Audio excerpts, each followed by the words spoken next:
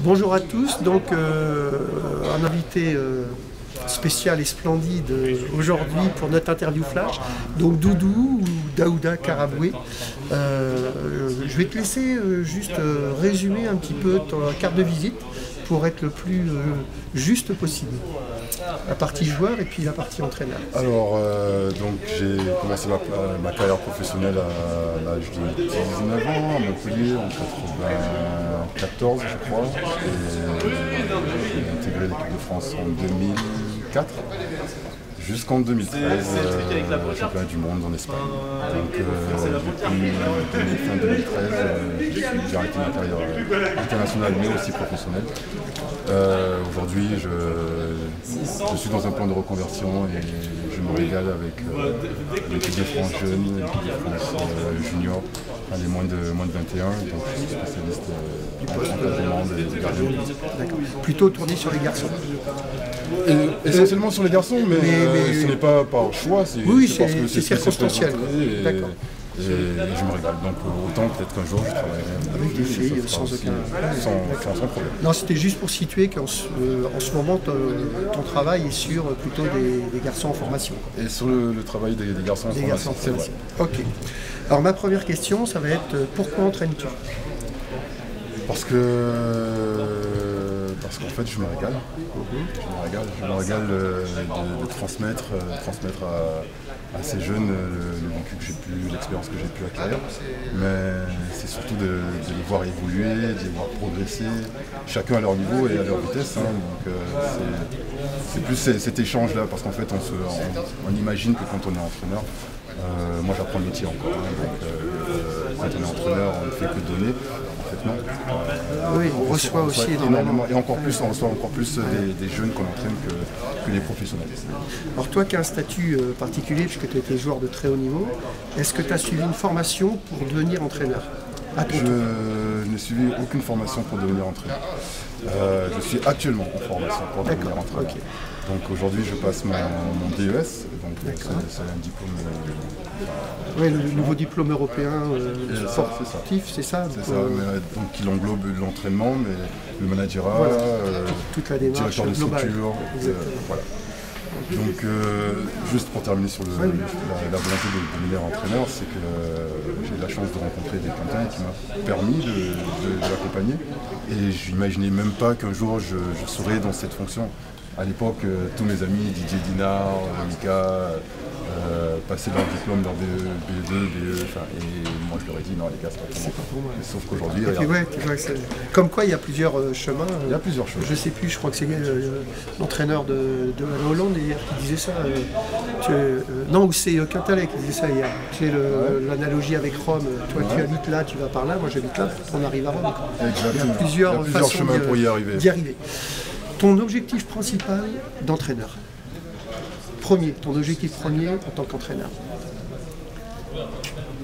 La première chose, c'est que je me dis quand je commence une séance, il faut qu'il y ait du plaisir. Du plaisir, du partage. Donc quand je dis partage, c'est pas juste le mot global, c'est que je lui donne des exercices où il y aura certainement des difficultés, mais que lui me fasse comprendre aussi où sont les gros points de difficulté. Et à partir de ce moment-là, on construit la séance. Ok. Comment prépares-tu tes entraînements? Alors, ça c'est un secret, ça, je ne dois pas le dire.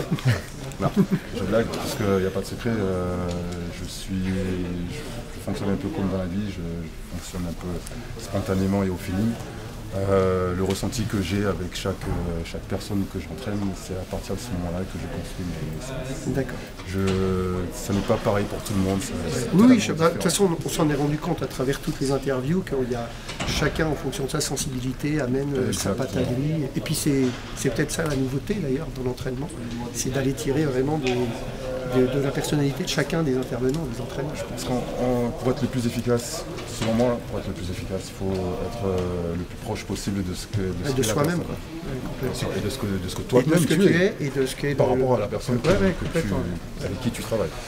Alors notre dernière petite question, tu parlais de secret, est-ce que tu aurais un conseil à donner aux entraîneurs qui débutent? Un conseil à donner aux entraîneurs qui débutent. Ça va être un peu prétentieux, parce que même moi, je ne suis pas encore un entraîneur qualifié. Donc, Non, mais au contraire, parce qu'à la limite, tu le vis, on peut... Ou alors peut-être, alors, si ça peut t'aider, peut-être voir comment toi, si tu conseillerais de prendre en compte le gardien dans l'entraînement, par exemple. alors là, par contre, oui, je peux donner un conseil à ce niveau-là. Comment intégrer le gardien dans On l'entraînement? remarque souvent les entraînements, lors des séances, les gardiens sont laissés de côté pendant les séances. C'est pas parce que je pense que ce n'est pas parce que les entraîneurs ne s'intéressent pas au gardien de but, ils sont bien conscients que c'est la pièce maîtresse de leur effectif.